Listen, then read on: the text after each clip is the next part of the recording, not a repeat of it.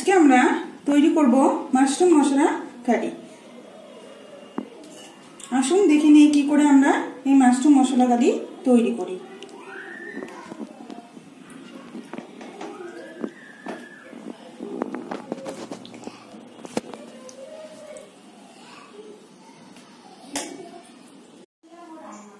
নমস্কার বন্ধুরা, করবিস কিচেনে আপনাদের স্বাগত। আজকে আমি বানাবো মাশরুম মশলা কারি। এখানে রয়েছে মাশরুম। এই মাশরুমগুলো এই যে আমি একটা কিনে নিয়েছি, এটা স্টেশনারি দোকানে যখন তখন সবসময় পাওয়া যায়। এটা মাশরুমগুলো রয়েছে, এটা আমি একটু গরম জলে ভিজিয়ে রেখেছি। তারপর এখানে আলু কেটে আমি এখানে লবণ হলুদ মাখিয়ে রেখেছি। এরপর রয়েছে টমেটো কুচি, পেঁয়াজ দুই ভাবে আছে, একটা কুচি আর একটা বড় বড়, আর আদা, এখানে কাঁচা লঙ্কা চেরা, এখানে আছে ধনে গুঁড়ো আর জিরে গুঁড়ো 1.5 চামচ করে, স্বাদ মতো লবণ দিতে হবে। এখানে মাঝারি মাপের 1.5টা রসুন ছোলানো রয়েছে, সরষের তেল রান্নার জন্য লাগবে, এখানে গোটা জিরা ফোড়নের জন্য, আর এখানে হচ্ছে গরম মশলা, তো দারচিনি, এলাচ, লবঙ্গ, গোলমরিচ, এটা আমি ভিজিয়ে রেখেছি কারণ এটা বাটবো, আর হলুদ গুঁড়ো। মাশরুমগুলো আমি কেটে নিচ্ছি, এটা আপনাদের সাইজ মতন, আপনারা বড় ছোট যেভাবে খুশি কাটতে পারেন। আমি একটু ছোট করে কেটে নিচ্ছি। একটা মাশরুমকে মোটামুটি 8-9 পিস করব।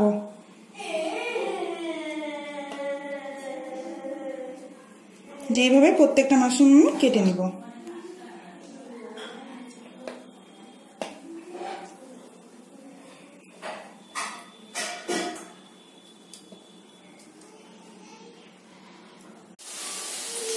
আমি এখানে টমেটো কুচিগুলো দিয়ে দিব।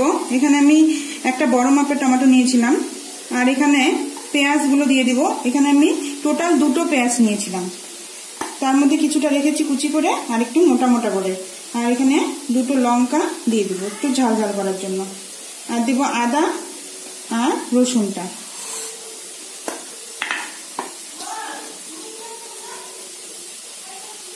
দিয়ে এটা আমি পেস্ট করে নিব।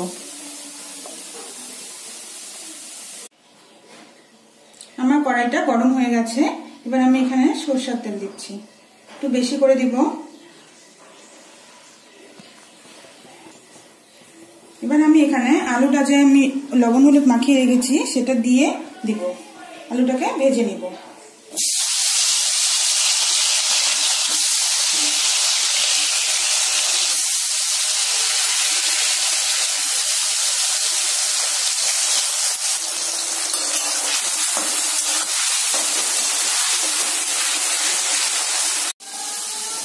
আমার আলুটা ভাজা হয়ে গেছে, আমি নামিয়ে দিচ্ছি।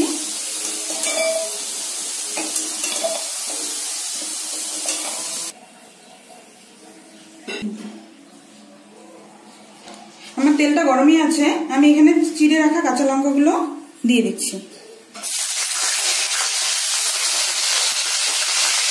আর দিয়ে দিচ্ছি পেঁয়াজ কুচি। জিরে করে রাখা পেঁয়াজগুলো দিয়ে দিলাম, দিয়ে একটু ভেজে নেব।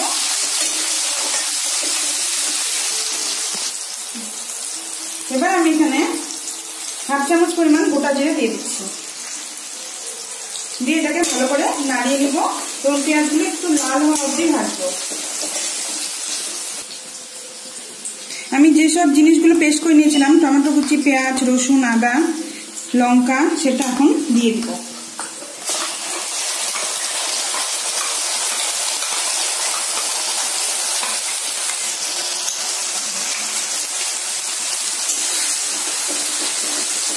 ভালো করে মিক্স করে নিব এবং মশলাটা ভালো করে কষাবো।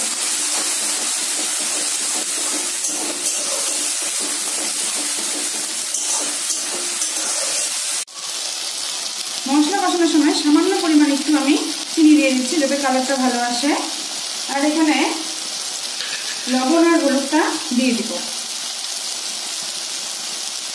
স্বাদ মতন লবণ আর হলুদটা দিয়ে দিচ্ছি, দিয়ে মশলাটাকে কষাবো, মিডিয়াম হিটে কষাতে হবে, আর বারবার এগুলো নাড়িয়ে দিতে হবে, নাহলে নিচে লেগে যাবে।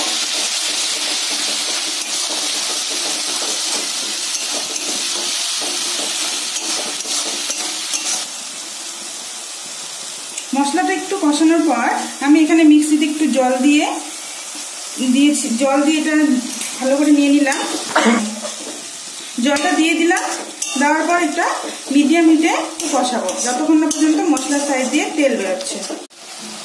মশলাটা যখন এরকম ফোটা শুরু হবে তখন আমি এখানে জিরে আর ধনে যে গুঁড়োটা ছিল সেটা জল দিয়ে একটু গুলিয়ে নিয়েছি, সেটা দিয়ে দিব।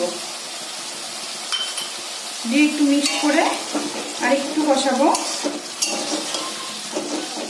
ড্রাই ড্রাই হয়ে যায়। মশলায় যে আমি জলটা দিয়েছিলাম সেটা শুকিয়েও গেছে আর মশলার সাইড দিয়ে তেল বেরোচ্ছে। আমার মশলাটা পুরোপুরি কষানো হয়ে গেছে। এবার আমি এখানে আলু যে ভেজে রেখেছিলাম সেটা দিয়ে দিব, আর দিয়ে দিব মাশরুমগুলো আমি যে টুকরো করে রেখেছি।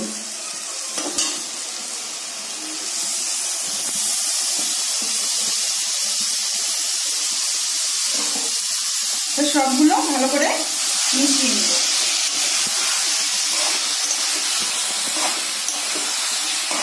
মিডিয়াম হিটে কিছুক্ষণ সব মশলা সহ সবগুলোকে আমি কষাবো।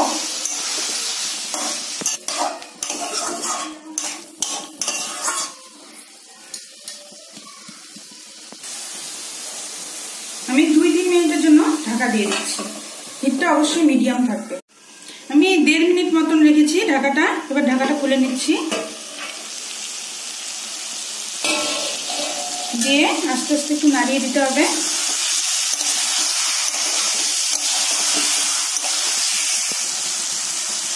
মশলা সহ মাশরুমটা কষানো হয়ে গেছে। এবার আমি এখানে জল দিয়ে দিচ্ছি। জলটা আমি আলু পাত্রে নিয়েছি, তাই একটু হলুদ হলুদ দেখাচ্ছে। জল দিয়ে ভালো করে জলটাকে মিক্স করতে হবে।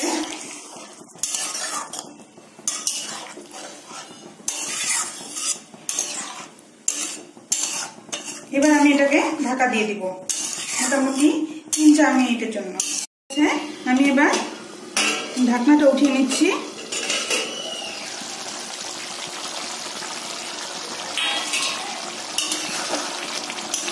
একটু নাড়বো, জলটা অনেকটা শুকিয়ে গেছে ঝোলটা।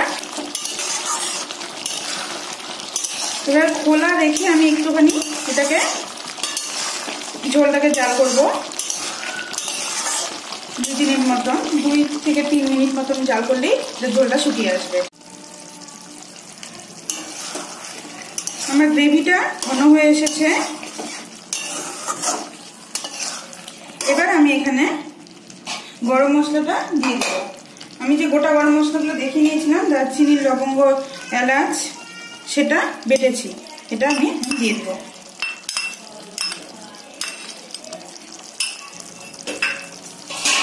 দিয়ে ভালো করে মিক্স করে নিব।